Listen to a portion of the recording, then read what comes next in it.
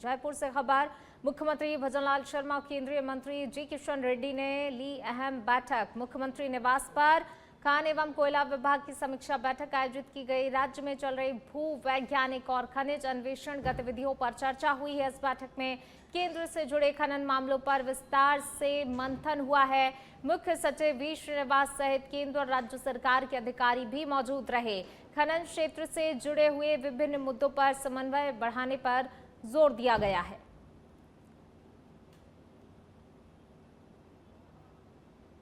खैरथल तिजारत जिले के भिवाड़ी में 8 माह की मासूम बच्ची को कथित तौर पर तेजाब पिलाने के मामले में अब पुलिस की कार्यशैली सवालों के घेरे में आ गई है। अस्पताल में भी जिंदगी और मौत के बीच संघर्ष कर रही मासूम को देखने पहुंचे भिवाड़ी फेस 3 थाने के एएसआई ओम प्रकाश ने कहा कि परिजनों की ओर से रिपोर्ट मिलने के बाद ही आगे की कार्रवाई की जाएगी। तो वहीं पुलिस के इस बयान के बाद बड़ा सवाल खड़ा हो गया है कि क्या इतनी गंभीर घटना में पुलिस अपने स्तर पर मुकदमा दर्ज नहीं कर सकती। अक्सर ऐसे मामलों में पुलिस स्वयं परिवादी बनकर कार्रवाई करती रही है। तो वहीं मासूम के पिता ने आरोप लगाया कि फोन पर पत्नी से पीहर जाने को लेकर विवाद हुआ था। उन्होंने नई नौकरी लगने के कारण ससुराल जाने में असमर्थता जताई, जिसके बाद पत्नी ने आवेश में आकर अपनी बच्ची को तेजाब पिला दिया। फिलहाल बच्ची की हालत गंभीर बनी हुई है और पुलिस की भूमिका को लेकर भी बहस अब तेज हो गई है। तो ये मासूम जो है देखिए अस्पताल में अभी जिंदगी और मौत के बीच जो है जंग लड़ रही है, जिंदगी और मौत के बीच जो है संघर्ष कर रही है। और इसी को लेकर कहीं ना कहीं देखिए जिस तरीके से पुलिस ने अभी तक इस मामले में कोई कार्रवाई नहीं की है, इसको लेकर सवाल भी खड़े हो रहे हैं, क्योंकि पुलिस ऐसे मामलों में अक्सर खुद परिवादी बनकर जो है कार्रवाई करती है। तो फिर इस मामले में क्यों पुलिस ने अभी तक कोई जो है एक्शन नहीं लिया है, किसी प्रकार की कोई कार्रवाई पुलिस की तरफ से क्यों अभी तक नहीं की गई है, और इसी को लेकर पुलिस की भूमिका पर कई सवाल खड़े हो रहे हैं। पुलिस की कार्यप्रणाली को लेकर कई सारे सवाल अब खड़े हो रहे हैं। मासूम बच्ची देखिए जिंदगी और मौत के बीच जो है जंग लड़ रही है। घटना ये हुई थी कि उसने मेरे को सुबह के टाइम कॉल किया था कि मुझे गांव जाना है। तो गांव उसका नदवई के पास है, उतार का काम। हाँ, माई के जाना। फिर उसके बाद में मैंने कहा उससे कि मेरे को अभी 1 महीना ही हुआ है, तो मुझे अभी छुट्टी वुट्टी नहीं है, तो मेरे पास टाइम भी नहीं है, तो तुम टाइम मिल जाएगा तो मैं आपको ले जाऊंगा। तो उसने उसके बाद में कॉल काट दिया। काटने के बाद में मैंने उसे कुछ नहीं कहा, पर उसके बाद में मेरी बहन का फोन आया 3:30 बजे के समथिंग। तो उसने कहा कि आपकी बच्ची जो जिसकी हालत ज्यादा खराब है, जन निकल लिया कुछ, जन क्या कर लिया, होठ ब्लैक पड़ रहे हैं और कुछ ऐसे श्वास वास में भी प्रॉब्लम है। गीतानंद अस्पताल से सूचना पुलिस कंट्रोल रूम भिवाड़ी को गई कि बच्ची है काव्या, उम्र 8 माह की, वो मतलब तेजाब से पीकर यहाँ एडमिट हुई है। उस पर यहाँ पहुंचे, मेडिकल तहरीर डॉक्टर साहब को दी गई और बच्चे के पिता रिपोर्ट देंगे, कार्रवाई की जाएगी। क्या कुछ पता चला कि तेजाब किसने दिया, क्या कारण रहा है तेजाब का? बच्ची के पिता ने मौखिक रूप से बताया कि मेरी पत्नी ने बच्ची को तेजाब दिया। रिपोर्ट बच्चे की स्थिति के बारे में कोई जानकारी मिली है? डॉक्टर ने स्थिति गंभीर बताई, रिपोर्ट प्राप्त होगी, जांच की जाएगी। जयपुर से खबर। सचिवालय स्थित कार्यालय में मंगलवार को वित्त विभाग की महत्वपूर्ण बैठक उप मुख्यमंत्री एवं वित्त मंत्री दिया कुमारी की अध्यक्षता में आयोजित की गई। बैठक में प्रदेश के विकास कार्यों, बजट घोषणाओं और विभिन्न परियोजनाओं की प्रगति पर विस्तार से चर्चा की गई। दिया कुमारी ने अधिकारियों से विभागीय योजनाओं की वर्तमान स्थिति जानने के बाद समय सीमा में कार्य पूर्ण करने के निर्देश दिए और कहा कि बजट घोषणाओं के प्रभावी क्रियान्वयन से प्रदेश के विकास को नई गति मिलेगी। बैठक में आगामी योजनाओं और भविष्य की कार्य योजना पर भी विचार किया गया और अधिकारियों को आमजन तक योजनाओं का लाभ पहुंचाने और विकास कार्यों में तेजी लाने के निर्देश दिए गए।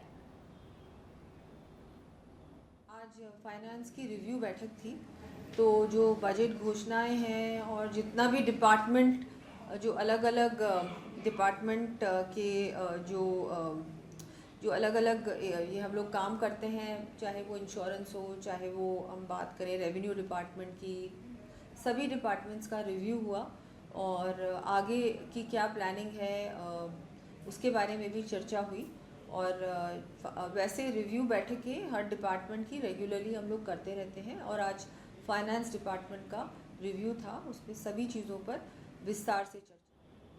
प्रदेश में सार्वजनिक परिवहन व्यवस्था को आधुनिक और पर्यावरण अनुकूल बनाने की दिशा में राज्य सरकार बड़ा कदम उठाने जा रही है। प्रधानमंत्री मोदी की मंशा और मुख्यमंत्री भजनलाल शर्मा की ईंधन बचत एवं पर्यावरण संरक्षण की पहल के तहत अगस्त 2026 तक राजस्थान में 500 ई बसें संचालित की जाएंगी। इन बसों के संचालन के लिए प्रदेश में 9 अत्याधुनिक ई बस डिपो भी बनाए जा रहे हैं। इसके साथ ही राजस्थान रोडवेज के बेड़े में 144 नई ब्लू लाइन बसें और 30 एसी स्लीपर बसें भी शामिल होंगी, जिसमें यात्रियों को बेहतर और आरामदायक सफर की सुविधा मिलेगी। शासन सचिवालय में मुख्य सचिव वी श्रीनिवास की अध्यक्षता में आयोजित बैठक में ई परिवहन सेवाओं की प्रगति की समीक्षा की गई। बैठक में अधिकारियों ने बताया कि नई ई बसों के संचालन से प्रदूषण में कमी आएगी, ईंधन की खपत घटेगी और शहरी और ग्रामीण क्षेत्रों में सार्वजनिक परिवहन व्यवस्था अधिक सुगम और व्यवस्थित बनेगी।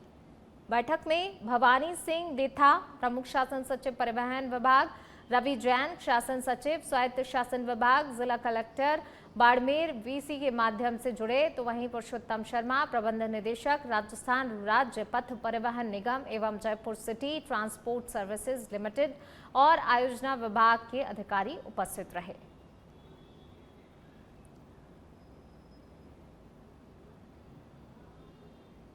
आबू रोड पुलिस ने अवैध शराब तस्करी पर बड़ी कार्रवाई करते हुए गिरवार चौकी के सामने नाकाबंदी के दौरान 10 पेटी अवैध देशी शराब और एक वाहन को जब्त किया है। कार्रवाई में 2 गुजरात निवासी आरोपी फैनल डाफडा और रोहित सागठिया को गिरफ्तार किया गया है। डीएसपी गोमाराम के निर्देशन में थानाधिकारी प्रदीप डांगा, एएसआई फुलाराम और पुलिसकर्मियों ने वाहन की तलाशी के दौरान शराब बरामद की। आरोपियों के खिलाफ आबकारी अधिनियम की धारा 19/54 के तहत मामला दर्ज कर जांच शुरू कर दी गई है।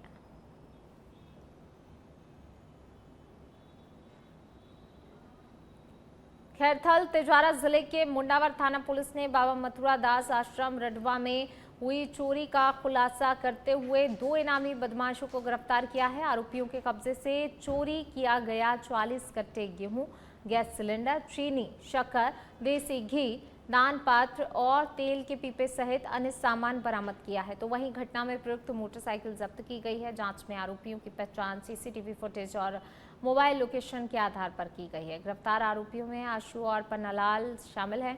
पुलिस का कहना है कि उनसे क्षेत्र में हुई अन्य चोरी की वारदातों का भी खुलासा हो सकता है। इस कार्रवाई में थानाधिकारी मोहर सिंह मीणा और साइबर सेल के कांस्टेबल सुनील कुमार की विशेष भूमिका रही।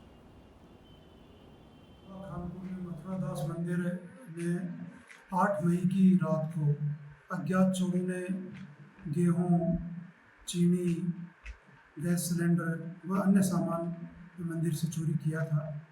उसी घटनाक्रम को सीसीटीवी फुटेज और तकनीकी सहायता से पुलिस ने भरसक प्रयास करके 2 चोरों को गिरफ्तार किया गया है, जिसमें एक आसी तांत्रिक है, दूसरा पन्नालाल है। ये दोनों सिहाड़ी के रहने वाले हैं तथा नशे के आदी हैं। इन्होंने वारदात करने के बाद में काफ़ी लंबी दूरी तय की, दिल्ली, गुड़गांव और हरिद्वार तक ये चले गए, लेकिन पुलिस टीम ने इनका पीछा करते हुए हरिद्वार तक जाकर। सिरोही के आबू रोड से खबर, चनार गांव के पास गुरुवार को एक दर्दनाक सड़क हादसे में करीब 60 वर्षीय बुजुर्ग महिला धर्मी गरासिया की मौत हो गई। घटना तब हुई जब महिला बाइक पर पीछे बैठी हुई थी और उसका दुपट्टा चलती पिकअप के टायर में उलझ गया। इससे महिला संतुलन खोकर बाइक से गिर गई और सिर में गंभीर चोट लगने से मौके पर ही दम तोड़ दिया। पिकअप चालक मौके से फरार हो गया, जिसे बाद में पुलिस ने बरामद कर लिया। सदर थाना पुलिस ने शव को मोर्चरी में रखवा दिया है और पूरे मामले की जाँच शुरू कर दी गई है।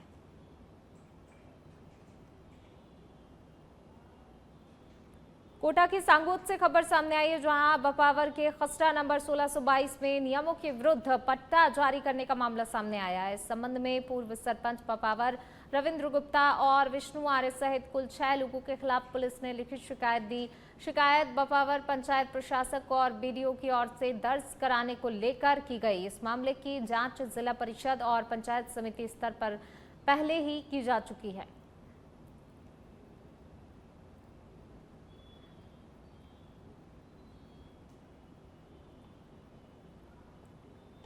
डूंगरपुर में सुप्रीम कोर्ट के निर्देश और निदेशालय स्तर के आदेशों के तहत डूंगरपुर नगर परिषद ने शहर में बेसहारा श्वानों की बढ़ती आबादी को नियंत्रित करने के लिए एनिमल बर्थ कंट्रोल ABC अभियान शुरू कर दिया है।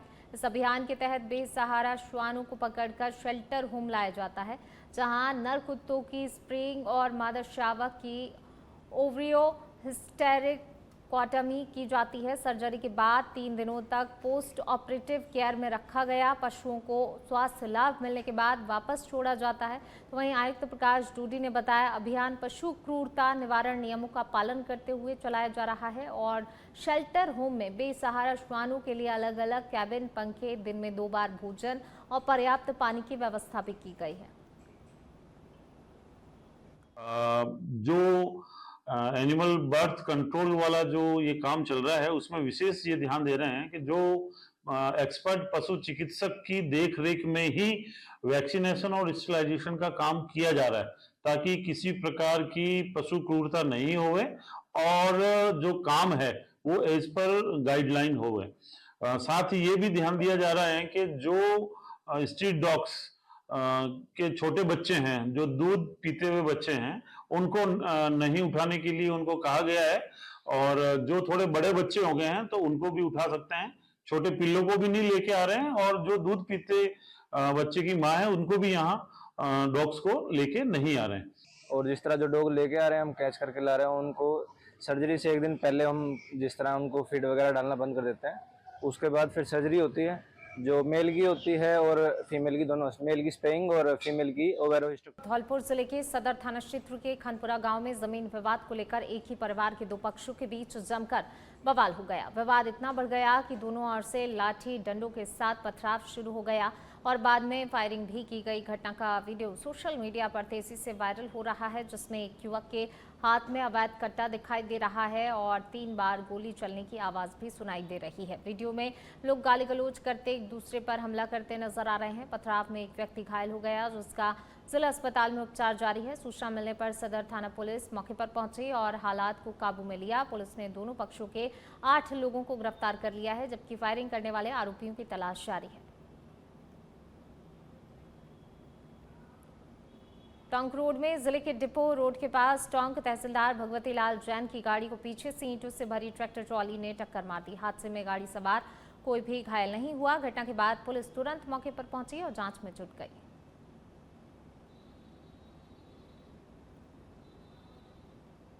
केकड़ी जिले की बहाली और क्षेत्र की अन्य मांगों को लेकर सावर से जयपुर के लिए निकाले गए पैदल मार्च मंगलवार को केकड़ी शहर पहुंचा, जहां पर परशुराम सर्किल पर सामाजिक संगठनों और समाज प्रतिनिधियों और शहरवासियों ने पुष्प वर्षा और माल्यार्पण के साथ भव्य स्वागत किया। यात्रा का नेतृत्व कर रहे सावर नगर पालिका के पूर्व अध्यक्ष विश्वजीत सिंह शक्तावत ने कहा, जिले के विहीन होने के बाद आमजन को भारी समस्याओं का सामना करना पड़ रहा है और प्रशासन की नीतियों से क्षेत्र परेशान है। उन्होंने बताया, पैदल मार्च में सैकड़ों लोग शामिल हैं, जो कि जयपुर पहुंचकर मुख्यमंत्री को ज्ञापन सौंपेंगे। भीषण गर्मी और तेज धूप के बावजूद यात्रियों का उत्साह बना रहा।